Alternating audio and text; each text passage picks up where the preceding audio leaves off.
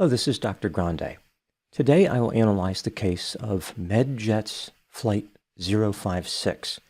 First, I'll look at the timeline of the incident, then offer my analysis. On January 31, 2025, a 1982 Learjet 55, operated by Jet Rescue Air Ambulance, flew from Miami, Florida, to the Northeast Philadelphia Airport, arriving just after 2 p.m. It was being operated as Learjet's Flight 056.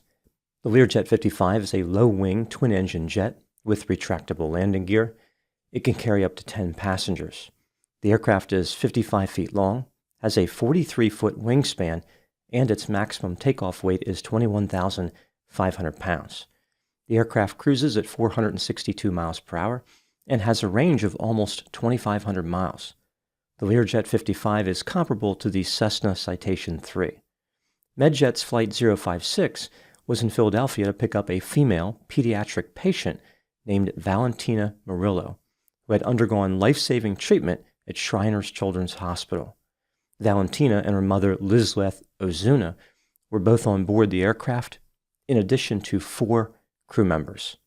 All the occupants of the aircraft were Mexican nationals.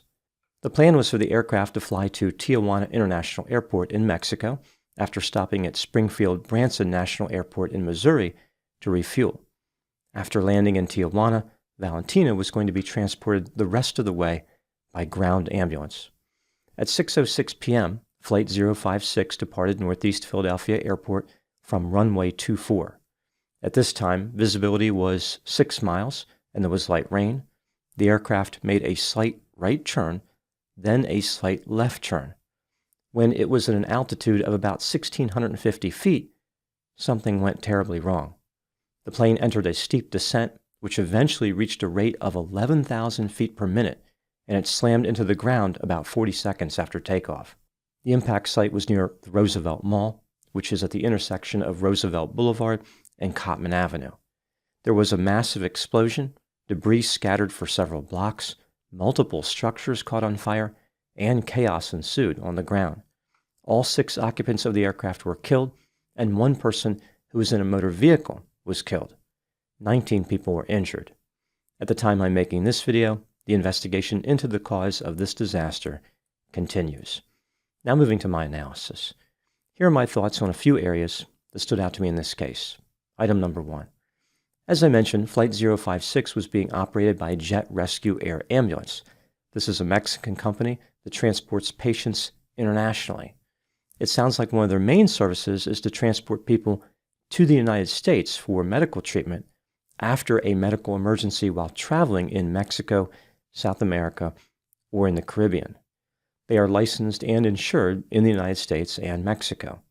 According to their website, the company operated 1 helicopter and 10 small jets. All the jets are Learjets. The fleet included 6 Learjet 35s, a Learjet 36, a Learjet 60, and 2 Learjet 55s. This was not the first disaster associated with this company. In 2023, a Learjet 35 operated by Jet Rescue Air Ambulance left the runway after landing in an airport in Mexico. All 5 people on board the aircraft were killed. Item number 2. What could have caused Flight 056 to smash into the streets of Philadelphia? There is no way to know for certain, and it is not clear if investigators will ever be able to figure this out. There really isn't much left of the aircraft to examine. This disaster did not leave any obvious clues behind. There was no mid-air collision. No distress call was placed before the crash. There is no reason to believe that the flight crew deliberately slammed the plane into the ground. The plane was not on fire prior to impact. Clearly, the crew was not trying to conduct some type of emergency landing. Rather, they were taken by surprise. Whatever happened, it was too quick for any corrective response, at least one they were capable of making under the circumstances. This has led some people to believe that there must have been some type of catastrophic mechanical failure, like one involving control surfaces. Maybe something broke that caused a sudden loss of control. Perhaps a clue will be found in the maintenance records of the aircraft. Another possibility to consider, of course, is that an error by the flight crew caused the tragedy. There was some light cloud cover. Maybe the pilot became disoriented. He didn't realize where the aircraft was relative to the ground, and panicked, believing that a disaster was imminent.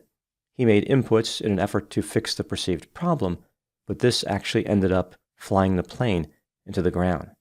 Some type of fear response would explain how suddenly this disaster unfolded. It's also worth considering that the flight crew may have been tired, distracted, or otherwise not paying attention to the operation of the aircraft. Takeoff is a busy time. It requires a lot of attention. Maybe the pilot and the co-pilot became complacent. Again, there's no way to know. Investigators have a tough job ahead of them figuring out this mess. Item number 3. The majority of fatalities involved in air disasters are among people on board involved aircraft, not among people on the ground. On occasion, however, as this case illustrates, innocent people on the ground can be killed. People had nothing to do with the aircraft and who were just minding their own business. Driving on Cottman Avenue in Philadelphia is not completely free of risk, but being struck by an airplane? Nobody would have expected that outcome. This type of death is one of the most unlikely imaginable. Some people who have a fear of flying believe that by avoiding being a passenger in an aircraft, they have adopted a route of complete safety. This case illustrates how that is not always true. Aircraft crashes can affect just about anyone. There is no safe place when planes are descending out of the sky like missiles. This has unlocked a new fear for those who do not have confidence in aircraft safety. Should automotive manufacturers start building anti-aircraft measures into vehicles? Probably not. Being killed on the ground by an aircraft is very rare. The lifetime risk is about 1 in 580 million. Just to put this in perspective, here are the lifetime risks for a few other causes of death. Dying in a fall, 1 in 91. Dying in a motor vehicle collision, 1 in 95. Electrocution, 1 in 14,000. Lightning strike, 1 in 15,000. Dying in a shark attack, 1 in 11 million.